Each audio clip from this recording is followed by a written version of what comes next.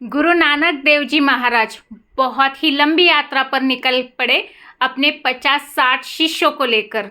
और उन्होंने सोचा क्यों ना इन शिष्यों की परीक्षा ली जाए, जांचा जाए कि कौन मुझ पर पूरी निष्ठा रखता है। इसलिए उन्होंने एक युक्ति की और सबको कहा, सभी शिष्यों से कहा, मैं एक शर्त रखना चाहता हूँ। आप चुपचाप सभी मेरे पीछे चलते रहेंगे जब तक मैं कुछ ना बोलूं। आप इधर उधर किसी तरफ नहीं देखेंगे, कुछ नहीं कहेंगे, बस मेरे पीछे चलते रहेंगे। ना पीछे मुड़कर भी देखना है, ना कुछ ही बोलना है। बस यही शर्त रखकर गुरु नानक देव जी के पीछे, महाराज जी के पीछे सभी शिष्य चलने लगे। चलते चलते सूरज तो सिर के ऊपर था, धूप बहुत लग रही थी।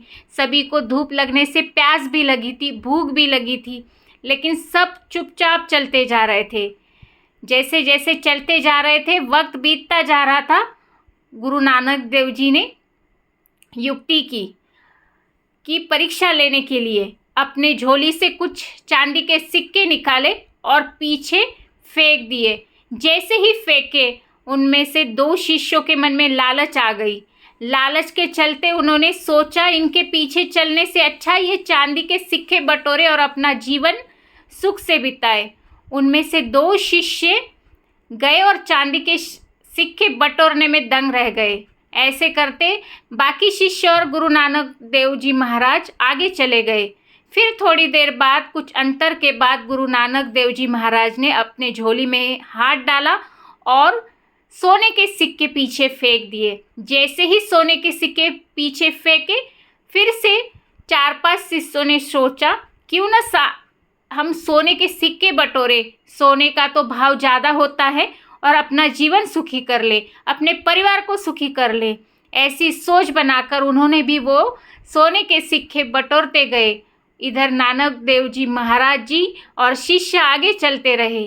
कुछ और आगे जाते जाते गुरु नानक देव जी ने अपने झोली में फिर से हाथ डाल दिया और हीरे मोती निकाले, और वही हीरे मोती फिर से पीछे फेंके।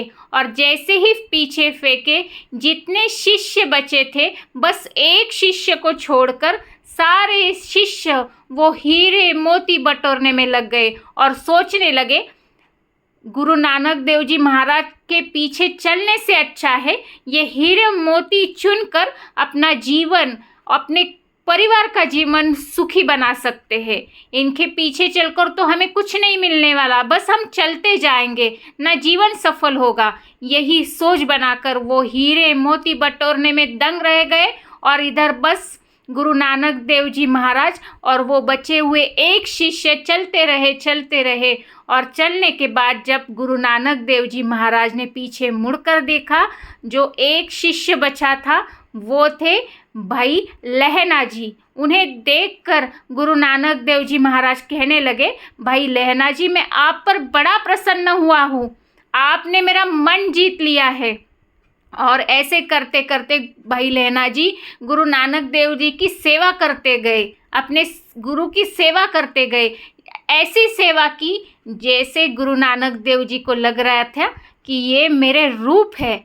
इसी रूप के चलते गुरु नानक देव जी महाराज ने भाई लहना जी का नाम रख दिया अंगद जी, और सबसे कहा कि मेरे बाद अगर कोई गुरु होगा तो वो होंगे भाई अंगद जी। और ऐसे करते भाई गुरु नानक देव जी ने भाई लहना जी को, जिनका नाम अंगद जी था, अंगद देव जी कहकर उनको गुरु गद्दी दी और सिखों के दूसरे गुरु अंगद देव जी बन गए।